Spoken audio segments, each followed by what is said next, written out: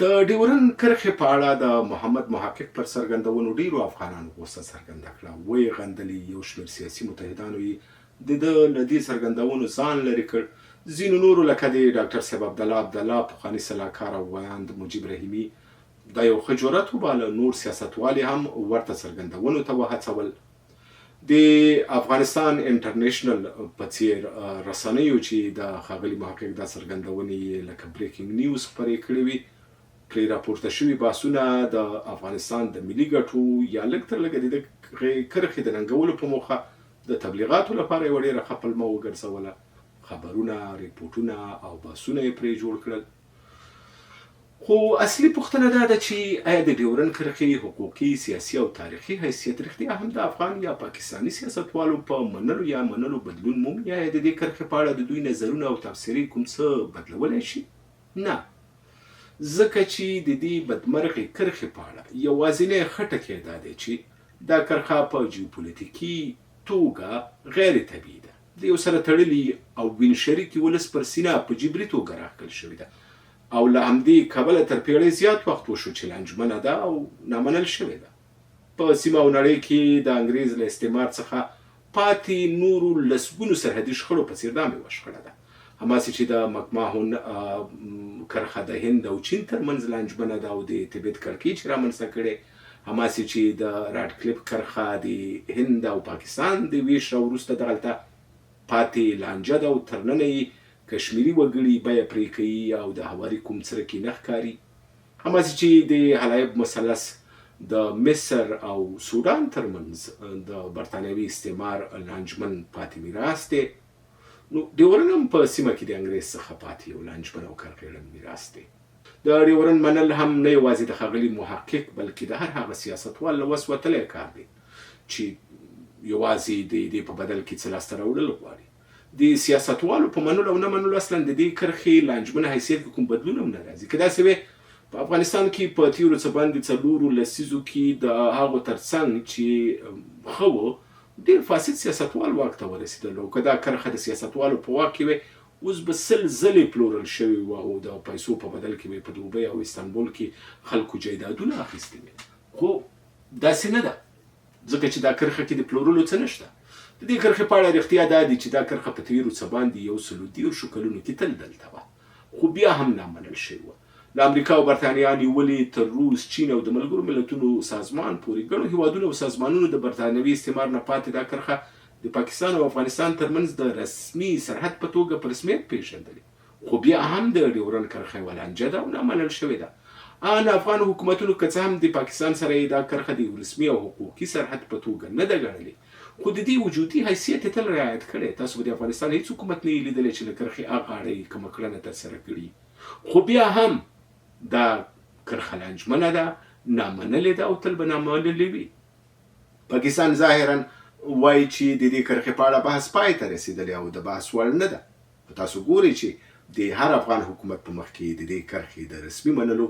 د لاسلیک لپاره کاغذي خی دی او د پردې تر شا بیا له ټولو چارواکو چې تیر شوي دي یا اوس دي دا غوښتنه کوي.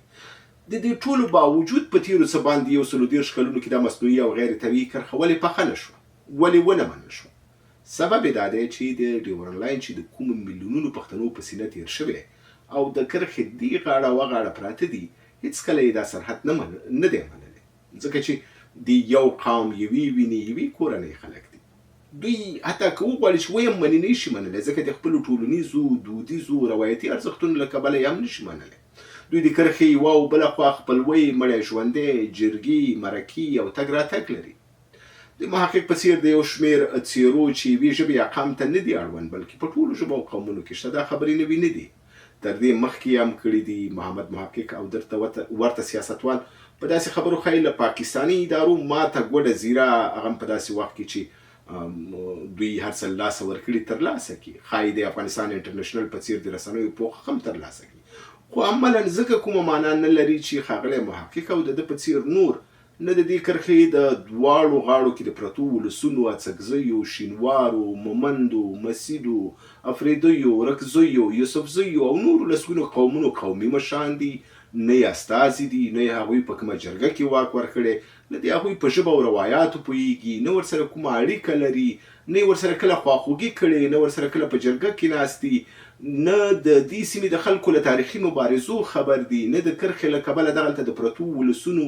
د ګاللي درد، کړاو او رنځ نه خبر دي، او نه ورسره کومه لیوالتیا لري یا خواخوږي لري، حتی د هغه سیمې د خلکو په ژبه باندې نه پوهېږي، خبرې پرې نشي کولی. بس ړانده تعصب راخیستي دي د ډېر کم څه په بدل کې چمتو دي چې د افغانستان ټول ارزښتونه که ایران یې وغواړي پر ایران وپلوري، که پاکستان یې اخلي په پاکستان یې پلوري، که بل کوم خریدار په نړۍ کې پیدا شي هلته یې پلوري. یوه خبره د ځینو کسانو لپاره لنډه کوم چې ښایي یو کم شمېر خلک داسې فکر کوي که د افغانستان حکومت د ډیورنډ کرښه په رسمیت وپېژني، پاکستان به په افغانستان کې له ورانوونکي لاسوهنې لاس واخلي. دا خبره د ځینو لپاره شاید یو دلیل وي، خو دغه کسان باید په دې پوه شي چې په پاکستان چې کومه لاسوهنه په افغانستان کې کوي یا کوم اهداف په افغانستان کې لري، دا په ډیورنډ کرښې پورې نه دي منحصر. شاید د ډیورنډ کرښې رسمیت غوښتلې د وخت له حکومتونو نه یوه وړه غوښتنه وي، خو هغوی پوهېږي چې دا غیر طبیعي کرښه ده، او که سیمه کې ارامي راشي دی خوا افغانستان کې، خوا په قبایلي سیمو کې چې د سیمټو دیوالونه هم پکې جوړ کړي، دغه ولس یې نه مني، بالاخره چې خلک سوکاله یي، هوسا یي، په نس ماړه یي، پرمختګ یي، دغه کرښه کې که دیوال هم ولاړ وي، دیوال نړوي او یو بل په غېږ کې اخلي. نو د همدې په خاطر باندې پاکستان د نورو اهدافو تر څنګ چې په افغانستان کې لري، د دغې کرښې د بېلتون په توګه د ساتلو د یوې وسیلې لپاره هم ټول عمر هڅه کوي چې د کرښې دې غاړه او هغه غاړه ناامني او افغانستان یو کمزوری، منزوي، په جګړو کې ښکېل، په نړۍ کې بدنام یو هیواد دی. ښاغلی محقق او دته ورته سیاستوال چې په تېره 20 کلنه واکمنۍ کې وزارتونه، سفارتونه، ادارې لرلې، په خپل وطن کې په خپله ونډه او قدر شکر ونه ویست. په وطن کې د بهرنیو په مرسته جوړ شوي حکومت ته وفادار پاتې نه شو. د دوی فساد، درغلي د دې سبب شو چې د افغانستان لپاره په تېرو 2.5 لسیزو کې یو تاریخي فرصت ضایع شي او له اوسني وضعیت سره مخ شي.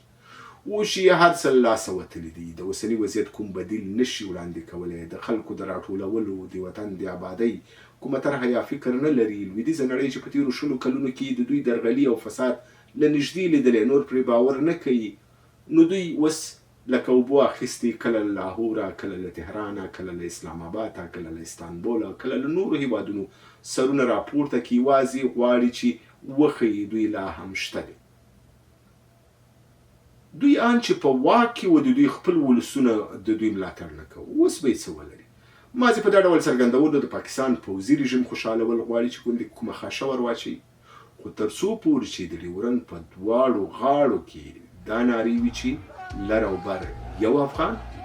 نو د ډیورنډ کرښه منفوره، نامنلې او ختمېدونکې وه، او د رښتیا افغان حکومت، افغان چارواکي، سیاستوال نه دا کرښه منلی شي، نه یې تاییدولی شي، او که تایید یې کړي اصلا کومه معنا نه لري.